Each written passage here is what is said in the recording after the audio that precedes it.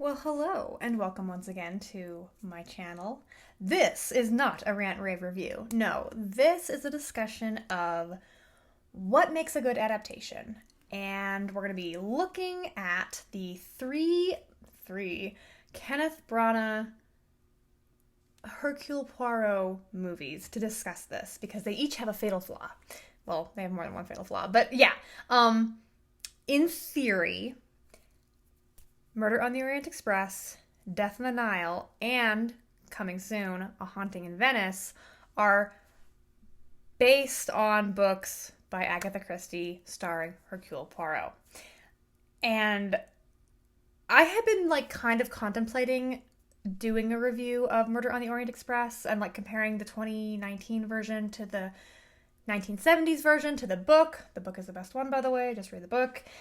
But then I saw an ad for Haunting in Venice, and I was like, oh, no. So let's get into it. Okay, so Murder on the Orient Express. Okay, came out in 2019, based on Murder on the Orient Express, arguably, one of the most famous mysteries ever written, okay?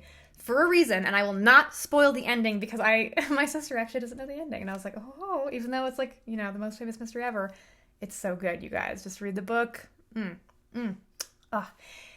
It's, your quintessential closed circle of suspects, a slew of people on this train, guy gets murdered, whodunit, okay? There's a reason it's the most famous, one of many.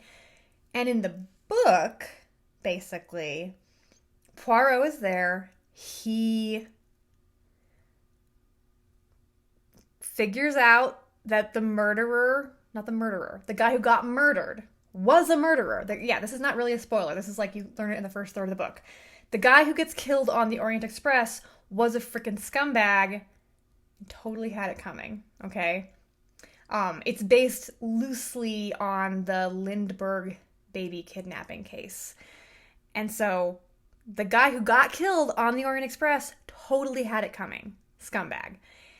And by the end of the book, this is not really a spoiler, by the end of the book, Hercule figures out who done it and basically knows, it's totally understandable why they did it, 100%.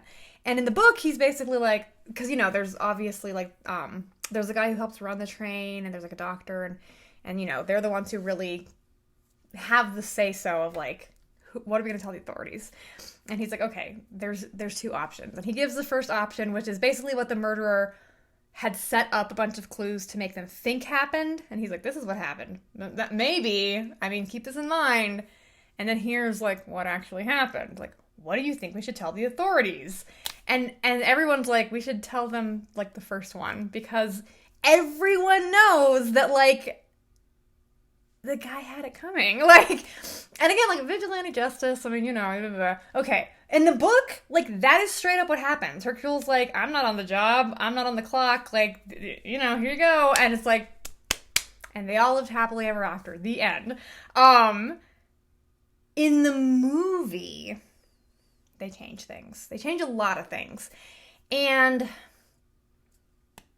They change a lot of non-Poirot things. They add a bunch of stupid action scenes for literally no reason. Not Hercule on the Orient Express. Murder on the Orient Express is one of those Agatha Christie books, which is 90% talking. Probably 95% talking, okay? It's let's sit in the train. We'll talk to this witness. Talk, talk, talk. That witness leaves. Next witness. Talk, talk, talk. Seriously, you could do this as a radio play. Yeah. But in the movie, because apparently modern audiences are too dumb to watch people talking, they add in 3 unnecessary action sequences. And one of them is, almost plot breaking because it's a scene where, the lady gets stabbed. That does not happen in the book. And I'm because in the book, we're supposed to think that we're not supposed to think the murderer has left the train. The murderer wants us to think the murderer has left the train. Therefore, they wouldn't stab. It's so dumb. It's plot breaking if you think about it.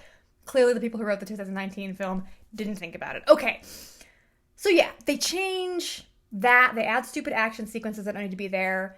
They change some people's like race and backstory, which I didn't mind so much. Like I think it worked well enough. Because you have all these different characters of different classes and such on the train. So if you want to make some of them like, this guy's black, this guy's Jewish, like whatever, it works. They changed some people's personalities. Like for example, Dr. Arbuthnot, he's some weird British name. In the book, he's like a very like grumpy like colonel who's like, how dare you, blah, blah, blah, you know, like that kind of character. And in the movie, they make him this like soft-spoken, agreeable doctor, and I'm like, why did you change him? Like, and they make him like not a colonel anymore. They make him like a doctor. Like he was in the war, but they're like, oh, now I'm a doctor. I'm like, why did you change this? This is so weird. So there are certain things like that where I was like, okay, but I could forgive those changes if not for what they did to Poirot. So let's talk first about adaptations, and the main way to make a bad adaptation is you change the heart of the story or the core of the story. For any detective story, the detective is the core and the heart of that story. So Poirot, you can do whatever you want with Poirot as long as Poirot is Poirot. Sherlock Holmes, he is the most adapted fictional character ever. Fun fact. I will bend over backwards for like weird adaptations set in the 22nd century and mice and all the Mouse Detective books. Yeah. I'll be fine with that as long as like the heart is essentially Sherlock Holmes. I will not accept changes to personality and morality. But today is not the day I make my 7-part Sherlock Holmes video. Maybe next year or the next year. Someday. But Poirot, okay. What you need to know about Poirot if you've never read an Agatha Christie movie is book. He's basically this like small, he has an egg-shaped head. He has fancy mustaches, of which he is very proud. He's essentially a dandy. He was a police detective in Belgium. He came to England. He's retired now. And he's essentially a fussy old man.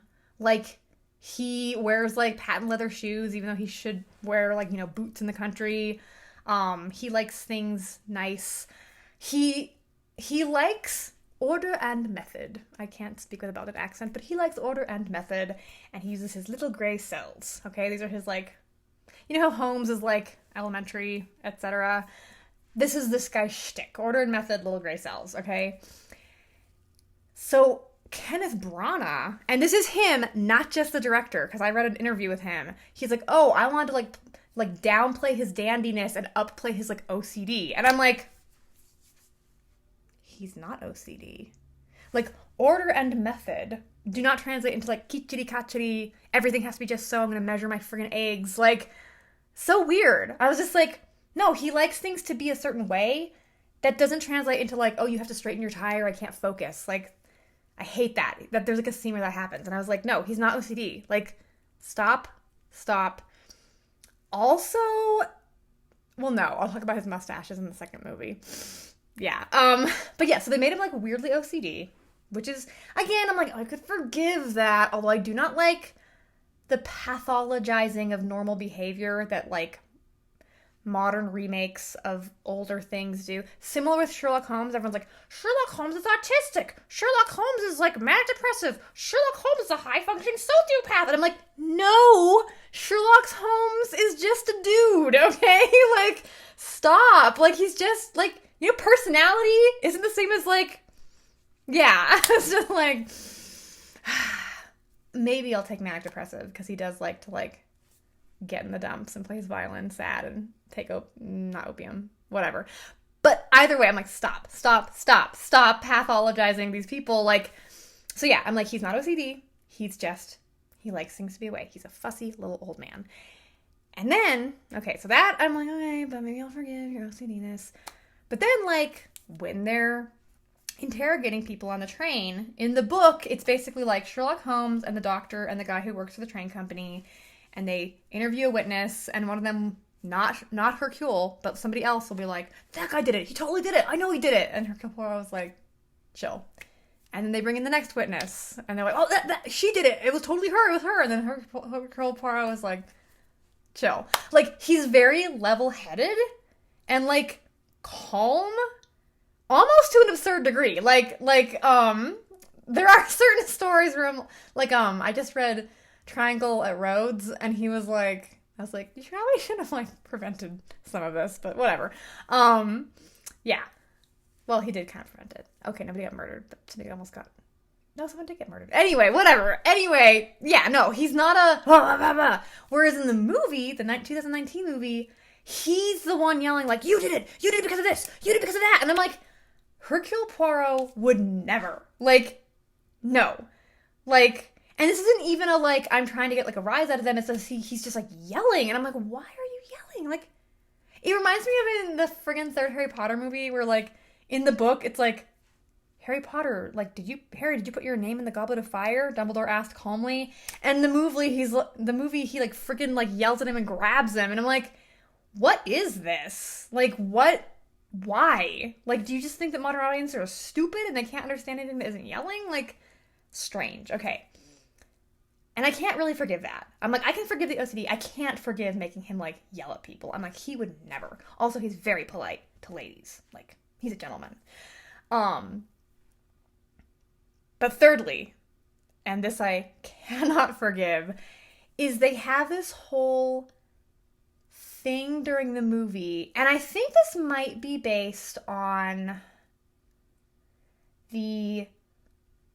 not the 1970s movie, but the BBC version of Orient Express, where BBC, like, they added this, like, conflict of, like, where he, like, is, like, you know, like, justice versus, like, the law, and, like, should I let the murderer go, or shouldn't I? And then the 2019 movie, they make a big deal of where he is, like, you know, like, I know who the murderer is, and, like, you'll have to kill me if you want me to, like, not go to the police, and then eventually he, like, relents, and he does this stupid speech about, like, maybe I, like, have been using my head too much, but now it's time for me to use my heart. And I'm like, wrong. In the book, he straight up is just like, oh, I figured it out. Like, hey guys, should we go with, like, the obviously, like, didn't really happen, but is convenient, and we'll let this person go free? Or should I, like, or how about the real thing? Like, which one should we go with, guys? Like, he is totally fine letting the murderer go. Like, totally fine, totally understands that given the circumstances, the person who got killed on the Orient Express deserved it. This is just, like, it wouldn't be unjust to have the murderer get, like, convicted, but it's not unjust to let them leave. Like, there is no conflict there, and it was just so strange to me how they were acting like there is, and I'm like, he's not on the clock, he's not really hired, like, he's just, yeah, like, what a weird thing to add, especially the whole, like, oh, your mind versus your heart, and I'm like, I don't think that Poirot thinks like that.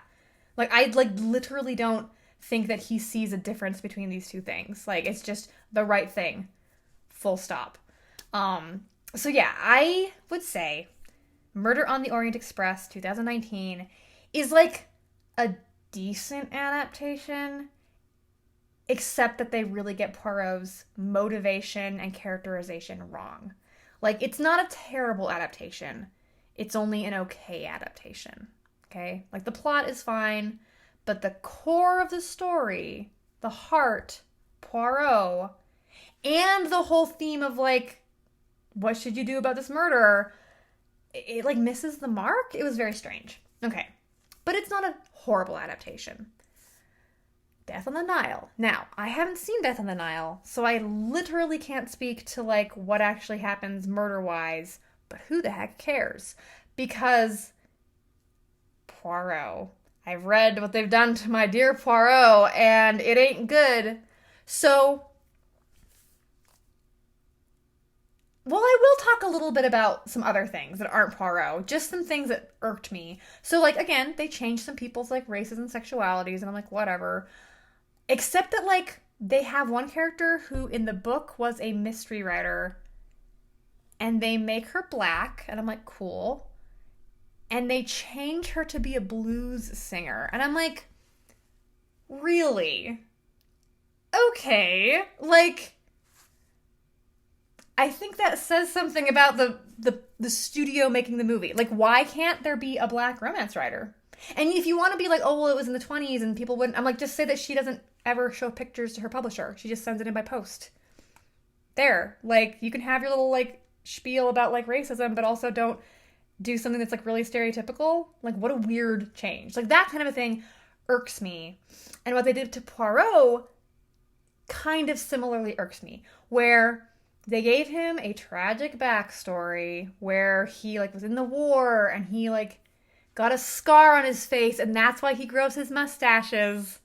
And apparently in the films, they read mustaches in the book and they're like, oh, that means, like, 2 mustaches, one here and one here. It's, like, enormous, weird, Wyatt Earp-looking friggin' not a fancy, dandiest mustache. Fun fact, Agatha Christie didn't like, I forget what film adaptation. There was some film adaptation of one of her books that she loved, except for the fact that his mustache is supposed to be the fanciest in Europe, and it wasn't. And I'm like, Agatha Christie would never approve of this, like, Kenneth Branagh mustache. Offensive. But no, in this movie, apparently he grows his mustache to hide the scar, where A, I'm like, I think that scar tissue probably wouldn't grow a symmetrical mustache. But B, like, he has this, like, lost love who dies, and he's all tragic. And I'm like, A, what? Like, there's so much wrong with this. There's so much wrong with this. First of all, let's talk about representation. Remember how we, like, changed about people's races and sexualities for representation? Do you know what Poirot's canonical backstory is? His canonical backstory, why he's in England? He's a refugee. Yes, canonically, he was a refugee from Belgium during the war. What a cool backstory. Like, and he basically, like, it's been a while since I read the first Poirot mystery, but basically, like, he just happens to be there when these murders happen, and he was a detective, and he is like, these, like, people have done so much for me, like, I'm gonna help solve this murder, and yeah, like, what nice representation that, like, you can be a refugee, but still have, like, a great life, and, like, become a member of your community. Nope, it's much better to have a stupid, like, lost love, war story, tragic backstory, because we don't have enough of that in Hollywood. Baffling decision. A. B, this is something I've noticed specifically with mystery adaptations, which is, like, you got your detectives confused. I've noticed this thing with a bunch of Sherlock Holmes adaptations where they're like, oh yeah, Sherlock Holmes, like, thinks he's the best detective ever and is, like, kind of egotistical, and also Watson is, like, a lover boy, like, playboy, like, loves all the ladies. And I'm like, really? Because that doesn't happen in the Sherlock Holmes books. But you know what detective is kind of egotistical and thinks he's the best ever? Hercule Poirot. And do you know who is kind of like a ladies' man? Captain Hastings. Poirot's, like, friend. Yeah. Why are you taking these detective traits and putting them onto this detective? Similarly, you know what fictional detective has a tragic war backstory? You want to know who? Peter Wimsey, Lord Peter Wimsey. Why are you putting that trait on a Poirot? Like, it's so weird to me. And I'm like, if you wanted to make a Peter Wimsey movie, well, no, I wouldn't trust them. No, you stay away from him. Yeah, no, don't let Hollywood touch their grimy paws on him. But if you wanted to make your own detective, you could. You could just make a detective. And they're like, I'm like, I get that you wanted to do, like, the Death on the Nile plot, except, like, you make it really dark and gritty for some unknown reason, even though it's, like, a pastel Nile 1920s. I don't know. Why not just make, like, my own original detective Blaro and have it, like, very loosely based on Death on the Nile? Like, no one's gonna care. Because, fun fact, anyone who does care about Hercule Poirot will not like your desecration of him and will not like your movie. Anyone who doesn't care about Poirot will not care that he's in your movie and therefore will not, like, it won't be a draw for them. So, like, I don't know why you chose to put Poirot in this, obviously, like, it's not Poirot. It's not Poirot. You put a different guy in your movie, and it's really weird. But the worst thing about the mustache is at the end, because he has this tragic backstory, and he grows his mustache to, like, hide his scar, and at the end, apparently, he gets over it, and he shaves his mustache.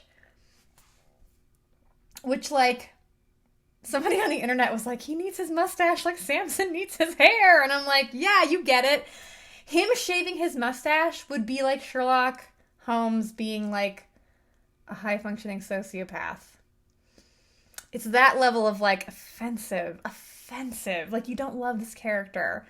Like, he's a dandy. Like, Hollywood. Why are you offended by like a dandy? Why don't you like this man just caring about his appearance? What a weird, baffling choice. Baffling. Like, yeah. Like, so again, so if the first movie was like an okay adaptation because they kind of mischaracterized Poirot, this is like a terrible adaptation because you completely misunderstand his character. Now maybe the rest of the plot is fine. I don't know. I haven't seen it. I'm not going to, because I'm like, you done my guy dirty, okay? And even though Poirot, like, yeah, he's the main character in that mystery, but like the mystery, like, that's the thing about an adaptation, which is so weird, is you can have all like the plot points and all the plot beats, but if you don't have the heart, it's not a good adaptation. Whereas if you do have the heart, you can get some things wrong and it's okay. Like, it's really hard to describe. Finally, and the reason I'm doing this type of review and not just a normal review is like A Murder in Venice. So I did not know this was a Hercule Poirot mystery. I just saw the beginning of the trailer and I was like, what? Murder? Seances? Sign me up. This is my whole thing. Yeah. And then it was like, Hercule Poirot, you're the greatest detective ever. And I was like, whoa, full stop, pause, hold on, whoa. And I was like, did Agatha Christie really write a mystery where there's like a seance and a murder? Because I know she's written short stories with seances, like The Last Seance. And I was like, how have I not heard of this? How have I not read this book?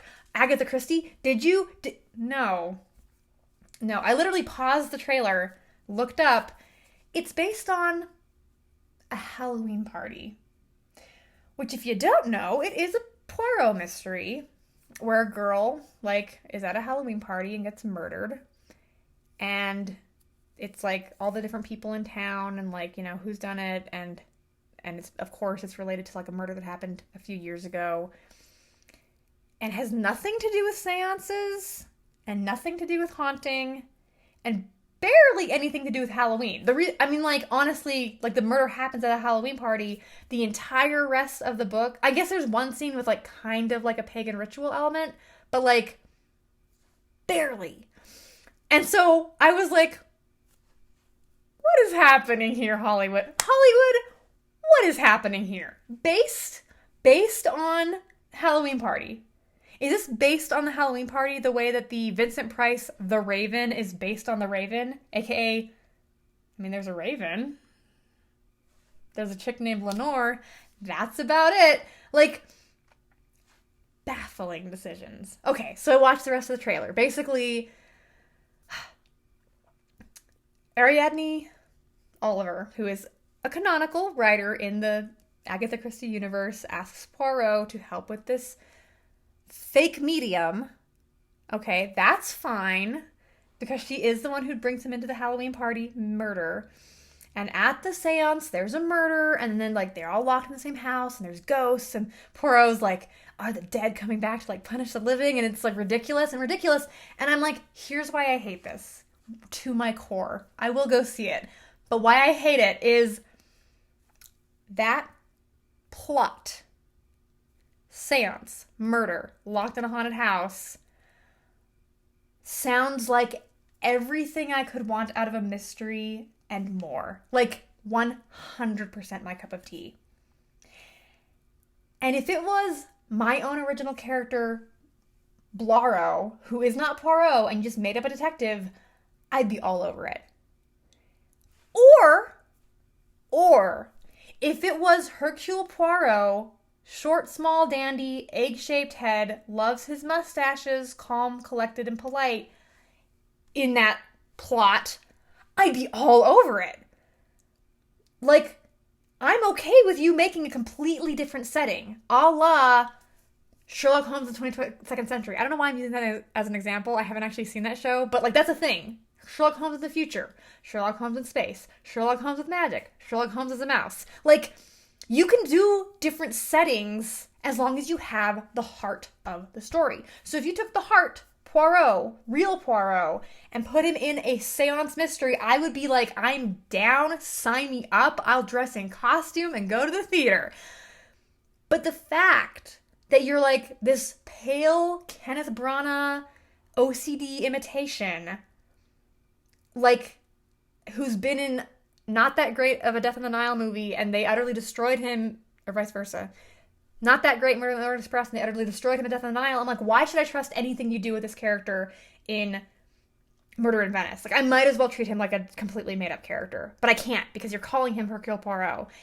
And it just makes me so annoyed, where I'm like, you could have had a good adaptation with, like, that character in a completely unique setting.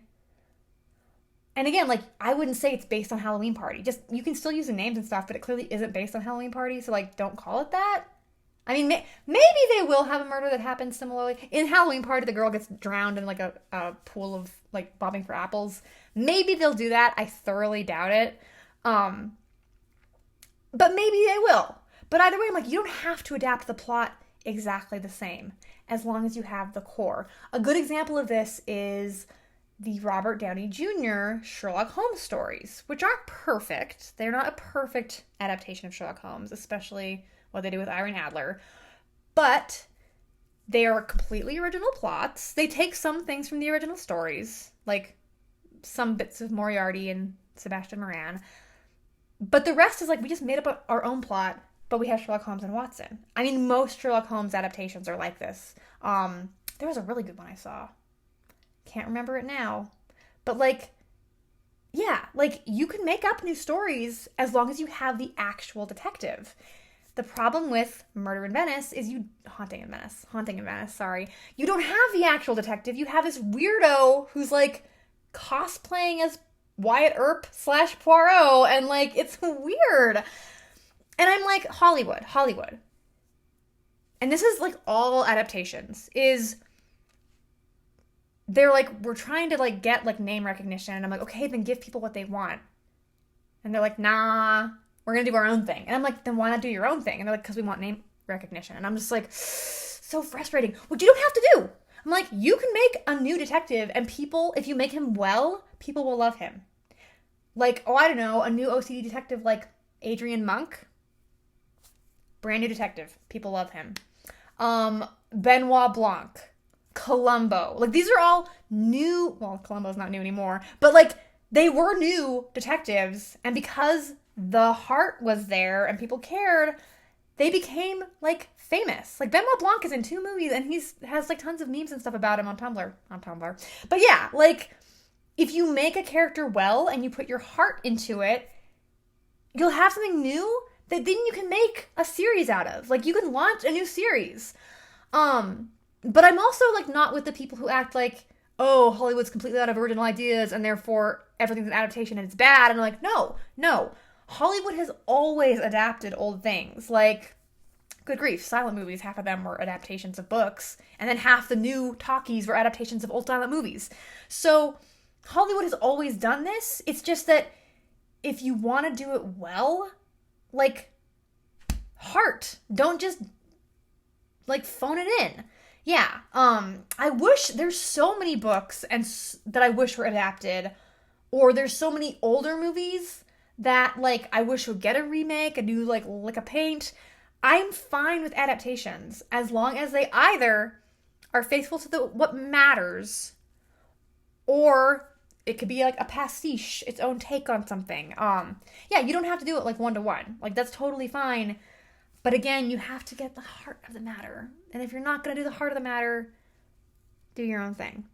Yeah, so I guess that's my take on Poirot, and we have a serious Poirot problem in Hollywood. I'll probably still see Haunting in Venice when it comes out on DVD. But, like, it just makes me sad. Because I'm like, I don't like what they're doing. I could rant. I will rant. Like, someday, stay tuned. I will rant for 7 videos about how people do Sherlock Holmes wrong. I very much care about fictional detectives, and I don't like when they get them wrong, but I'm fine if you want to do your own thing. Just don't pretend like you're not. Don't pretend like you're adapting something when you're not. So yeah, that's all I have to say for now. See you next time. Yeah. Read Murder on the Orient Express. Bye.